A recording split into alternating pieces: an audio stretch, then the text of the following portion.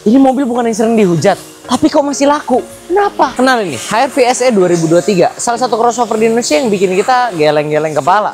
Gimana enggak? Panoramiknya kayak puzzle, head unitnya kayak tabung, fiturnya juga B aja. Gimana sih nih Honda Indonesia? Kalau gini kan jadi pertanyaan ya, apakah karena fanbase Honda itu banyak jadi kita dikasih model seadanya?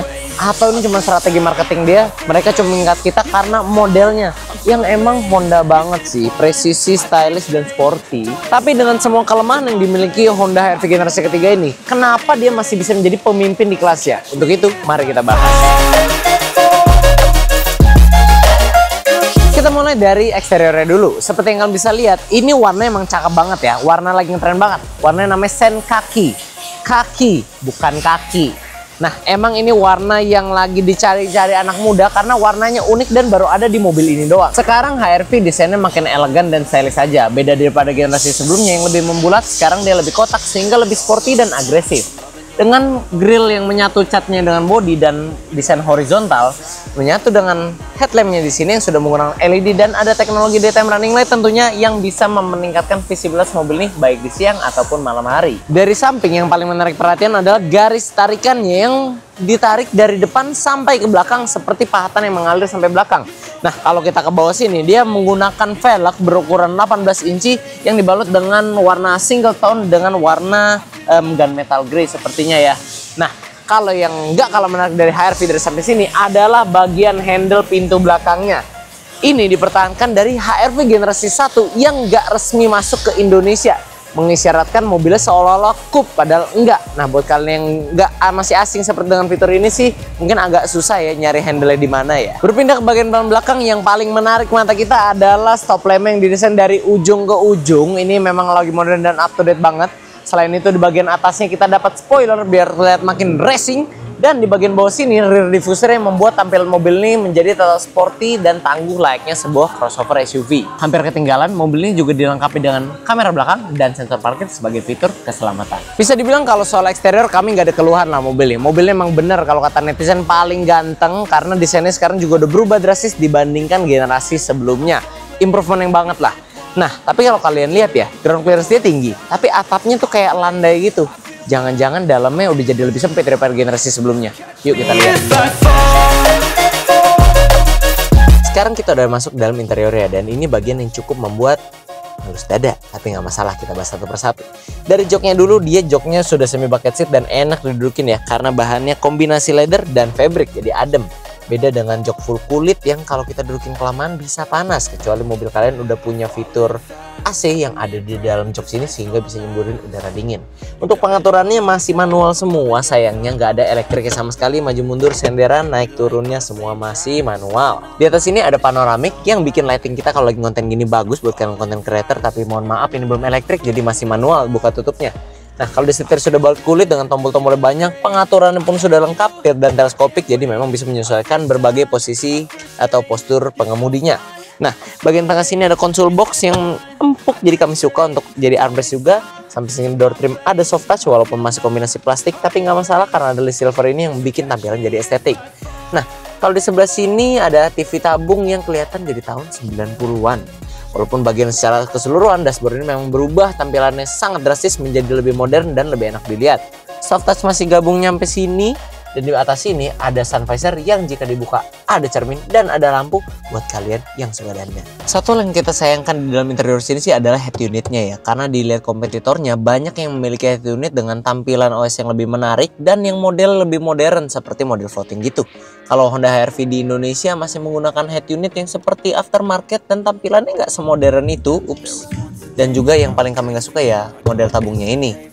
Dibandingkan HR-V yang masuk di negara tetangga seperti Thailand, itu mendapatkan head unit yang jauh lebih bagus, lebih modern, yang kami sayangkan kenapa nggak masuk ke Indonesia. Tapi paling nggak, model knop AC udah jadi lebih modern dan balik ke knop lagi yang lebih gampang digunakan daripada HR-V generasi sebelumnya yang walaupun estetik untuk dilihat tapi touchscreen itu sedikit susah. Untuk baris 2 di sini masih lega ya karena joknya juga sama, empuk dan bahan kombinasi. Malah kalau kalian berdua di sini ini lebih nyaman lagi karena ini bisa jadi armrest. Nah, untuk headroomnya di sini mungkin agak sempit daripada generasi sebelumnya ya, apalagi untuk kameramen kita yang tinggi berapa Pak? Tinggi Anda Pak? 185. Ah ya, mungkin sekitar segitu, mungkin agak lebih terbatas lagi nih headroomnya. Tapi untungnya untuk legroom ini masih luas banget dan bisa selonjoran kaki kita. Lanjut, di bawah sini ada AC untuk meninggikan baris 2. Di bawahnya lagi ada 2 slot USB untuk charging HP kalian. Ini untuk kompartemen naruh apapun terserah kalian. Dan ini ada tunnel, walaupun nggak tinggi-tinggi banget, tapi kami juga bingung kenapa ada, padahal dia penggerak depan. Kalau bagian door trim belakang sama aja, nggak ada yang disunat-sunat, masih kombinasi plastik dan soft touch di sini, tapi unitnya ada cup holder di sini jadi lebih praktis. Yang kami suka di atas ini lampu belakangnya sudah menggunakan touchscreen. Jadi dipencet-pencet nih asal nyala aja, nggak ada tombolnya. Dan kalau di joknya ini ada ISOFIX buat kalian yang masih punya anak kecil. Dan yang menjadi highlight utama di baris 2 ini adalah panoramiknya yang harus dibuka secara manual seperti ini. Kami juga nggak ngerti kenapa mobil generasi baru, desainnya baru, tapi jadi teknologinya seperti ini ya. Padahal untuk mobil di kelasnya banyak banget kompetitornya yang udah pakai motor ya, jadi cuma tinggal pencet tombol aja. Tapi HR-V dengan Honda dan kejeniusannya memilih panoramik seperti ini, yang bahkan ini lebih ribet daripada yang depan, cuman tinggal naik buka tutup doang. Ya kami nggak tahu lah, mungkin ada yang suka dengan bermain puzzle ketika berkendara jarak jauh.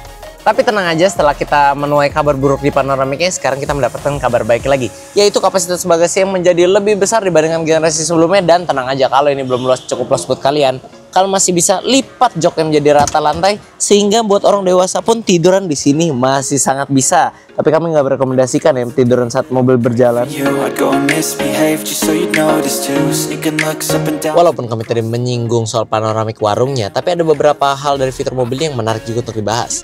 Pertama, dia punya sistem penerangan yang sudah LED dan daytime running light di depan. Masuknya sudah smart entry, nyalain mobil dari start stop engine. Di sini ada electric rear mirror, setir sudah dibalut kulit dan tombolnya sudah ramai. Ada audio steering switch, ada juga adaptive cruise control di sebelah sini, dan ada bluetooth buttonnya juga. Head unitnya walaupun masih tabung seperti ini, tapi masih sudah mendukung konektivitas Android Auto dan Apple CarPlay, jadi cukup asik. Nah, selain itu dia juga punya electric parking brake, ada juga mode berkendara di sebelah sini, dan joknya sini sudah kombinasi dengan pengaturan yang tadi sudah kami sebutkan. Oh iya, di depan juga dia sudah punya fog lamp. Di sini ada median tampilannya lengkap, dan di balik setir ada pedal shift buat kalian hobi racing-racingan. Dan untuk ngecas gadget kalian, di sini sudah ada 2 USB charger dan ada power outlet juga, dan termasuk di belakang ada juga 2 slot USB charge. Gak berhenti sampai di situ, untuk fitur keselamatannya mobil ini senjata utamanya punya Honda Sensing di sini yang bisa membaca jalan, dan fitur keselamatan yang lainnya kalian bisa cek sendiri nanti.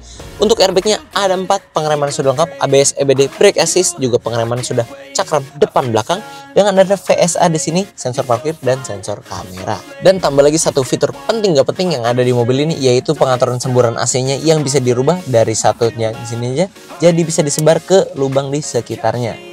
Kami kurang yakin sih gunanya apa, tapi lucu aja punya mobil ini. Overall, fitur-fitur yang dimiliki HR-V ini sih masih bisa dibilang cukup menarik ya, walaupun dia memiliki beberapa hal yang kami kurang suka tapi ada di mobil ini, entah kenapa Honda. Tapi setidaknya fitur keselamatan dan fitur hiburannya cukup memadai, walaupun jika dibandingkan rivalnya, Creta, yang kita jual juga, itu dia masih kalah karena tidak memiliki wireless charger, ionizer, dan ventilated sih. Sekarang kita bahas mesinnya. Honda HR-V ini dilengkapi dengan mesin yang sama dengan 2 tipe di bawahnya, yaitu S dan E, yaitu mesin berkode L15ZM 1.5L 4 silinder Deocha iVTEC yang bisa menghasilkan tenaga sebesar 121 HP pada putaran 6.600 RPM dan torsi 145 Nm pada putaran 4.300 RPM. Mesin ini disalurkan ke penggerak roda depan dengan transmisi otomatis CVT. Kalau ngomongin konsumsi bahan bakarnya, mobil ini bisa dibilang cukup irit. Karena jika penggunaan dalam kota dengan rata-rata kecepatan 25 km per jam, mobil ini bisa mencatatkan angka 1:12,6 km per liter. Sedangkan untuk rute tol dengan rata-rata kecepatan 80 km per jam, mesin ini bisa mencatatkan angka konsumsi bahan bakar 1:17,5 km per liter, yang menjadikannya salah satu mobil teririt di kelasnya. Untuk performanya sendiri, mesin ini juga masih bisa dibilang mantap, walaupun bukan yang paling bertenaga di kelasnya. Kami sudah membuktikannya sendiri, kalian bisa lihat videonya di sini.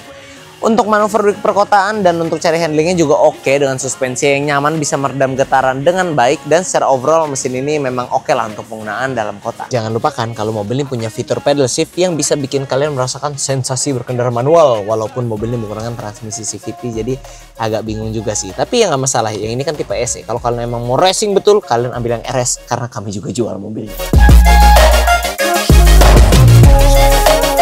Sebagai kesimpulan, meskipun mobil ini memiliki beberapa kekurangan seperti sunroof yang kayak puzzle dan TV tabung seperti model jadul, tapi mobil ini masih menyimpan banyak kelebihan yang membuatnya menarik untuk dimiliki, seperti modelnya yang sporty, fitur keselamatan yang lengkap, dan mesinnya yang efisien. Setelah kami review semua luar dalam, kami yakin bahwa mobil ini cocok buat kalian yang mencari crossover dengan desain ganteng, fitur keselamatan canggih, dan mesin dengan performa dan efisiensi yang baik untuk mendukung perjalanan kalian sehari-hari di perkotaan menjadi lebih nyaman. Itu dia review singkat tentang HR-V SE 2023 milik kami Formula Motor. Buat kalian punya pertanyaan, silahkan tulis kolom komentar. Jangan lupa like, komen, dan subscribe konten kami sehingga kalian tidak ketinggalan update dari kami. Pada akhirnya gue Rainer pamit undur diri dulu. Sampai ketemu di video selanjutnya.